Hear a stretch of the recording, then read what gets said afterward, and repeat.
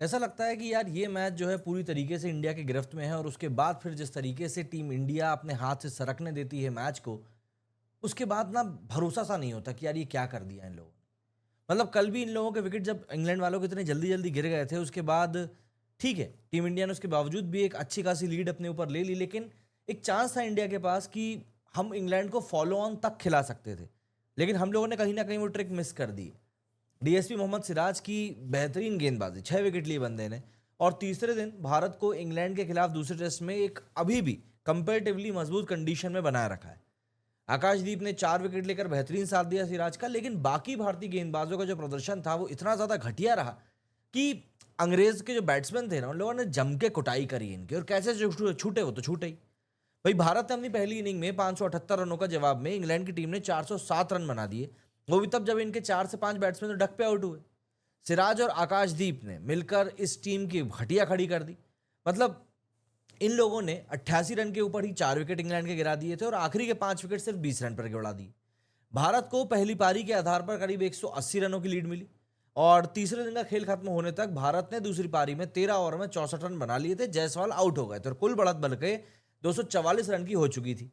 जायसवाल ने बहुत तेजी में 28 रन बनाए, उसके बाद वो आउट हुए, जबकि केएल राहुल ने 28 और करुण नायर 7 रन पर नॉट आउट गए।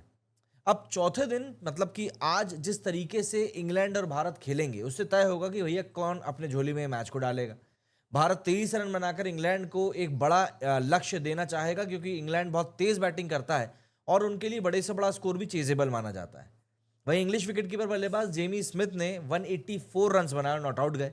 हैरी ब्रुक ने 158 बनाए और इन दोनों ने जिस तरीके से काउंटर अटैक किया, भारत की बढ़त को कुछ समय के लिए कहीं ना कहीं ऐसा लग रहा था कि भाई ये तो बचेगी ही नहीं। इन दोनों का जहां मन कर रहा था, जैसे मन कर रहा था, जिसे मन कर रहा था, उस तरीके से ये कुटाई कर रहे थे।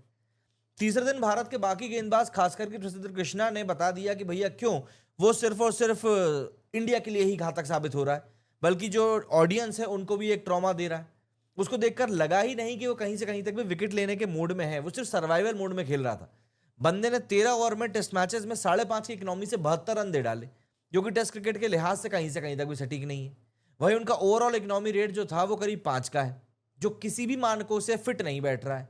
और हमारे पास कई सारे ऐसे बॉलर पड़े जिनको कि हम यहाँ खिला सकते हैं। अंशुल कंबोज का नाम बार बार सामने आता है, लेकिन नहीं है। जबकि बुमराह का वनडे का इकोनॉमी रेट है 4.59 और यहां पर टेस्ट मैच में कृष्णा जो है 5 से ज्यादा की इकोनॉमी से रन दे रहा है।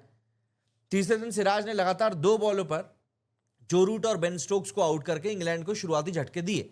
इंग्लैंड का स्कोर इस पॉइंट ऑफ टाइम पर 84 फॉर 5 था, लेकिन स्मिथ और बुक ने 368 बॉलों पर 303 रनों की जो रिकॉर्ड पार्टनरशिप करी। कुल मिलाकर इस पार्टनरशिप को तोड़ने में गिल का हर एक एक्सपेरिमेंट फेल हो गया था। स्मिथ ने अपना टेस्ट करियर का दूसरा शतक महज 80 बॉलों पर पूरा किया और इंग्लैंड के लिए सबसे तेज शतक बनाने वाले विकेटकीपर बन गए। इस दौरान उन्होंने कई सारे अटैकिंग शॉट्स खेले। मतलब स्पिनर्स को तो यहां पर मतलब बखियां ही उधेड़ के रख दी। काय के जडेजा, काय के सुंदर, दोनों को ही ऐसा लग रहा था कि ये लोग बिल्कुल बच्चों की तरह कूट रहे हैं। सिराज ने नई बॉल से कमाल करते हुए कुल 6 विकेट झटके। आकाशदीप ने भी ब्रुक का एक इंपॉर्टेंट विकेट लेकर इंग्लैंड की पारी को समेटना चाहा, लेकिन भारतीय स्पिनर रविंद्र जडेजा और वाशिंगटन सुंदर उतने इंपैक्टफुल नहीं रहे। एजबेस्टन टेस्ट के तीसरे दिन भारत के 4 मेन गेंदबाज पूरी तरीके से नाकाम साबित हुए। कृष्णा ने 13 ओवर में 72 रन दिए, कोई विकेट नहीं लिया, इकोनॉमी मैंने आपको बताई ही, और कहीं ना कहीं इंग्लैंड के बल्लेबाजों को तेजी से रन बनाने का मौका दिया। नीतीश कुमार रेड्डी ने भी 6 ओवर में 29 रन दिए, लेकिन वो भी विकेट लेने में कामयाब नहीं रहे। स्पिनर्स में भी उम्मीद के मुताबिक प्रदर्शन नहीं किया। जडेजा ने 17 ओवर में 70 रन दे डाले, कोई विकेट नहीं लिया, जबकि सुंदर ने 14 ओवर में 73 रन दे दिए, उनने भी विकेट नहीं लिया। लीड्स में हुए मुकाबले में भारतीय टीम ने काफी कैच भी टपकाए थे, ये भी हमको याद है। उनकी ये दिक्कत एजबेस्टन में भी देखने के लिए मिली। इंग्लैंड की पहली पारी के दौरान तो चलो ठीक है, ओके ओके था, लेकिन भारत को 2 बार ऐसे मौके मिले थे जब कुछ ना कुछ चीजें बदल सकती थी। लेकिन ऋषभ पंत ने स्मिथ का एक टफ कैच छोड़ दिया और शुभमन गिल ने ब्रुक का एक कैच छोड़ दिया। मतलब 54वें ओवर में नीतीश की बॉल पर जेमी स्मिथ का शॉट बैट का एक किनारा लेकर स्लिप की तरफ गया था, लेकिन गेंद विकेटकीपर ऋषभ पंत के पास से निकल गई। पंत ने डाइव लगाकर पकड़ने की कोशिश करी, लेकिन उंगलियों से गेंद टच भी हो गई, लेकिन कैच नहीं हो पाया। ये एक मुश्किल मौका था। पंत खुद भी नाराज दिखा।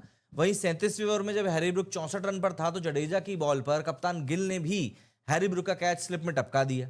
गेंद ऑफ स्टंप के बाहर पिच होकर स्पिन हुई। ब्रुक ने जोर से ड्राइव खेलने की कोशिश करी, बॉल का किनारा लगकर स्लिप में खड़े शुभमन गिल की तरफ गई, लेकिन वो पीछे की ओर गिर गए और कैच वो पकड़ नहीं पाए। अब देखिए, ऐसी टफ सिचुएशन में आपको कैच पकड़ना होता है जब मैच आपकी गिरफ्त में आता है। अब देखते हैं आज क्या होता है।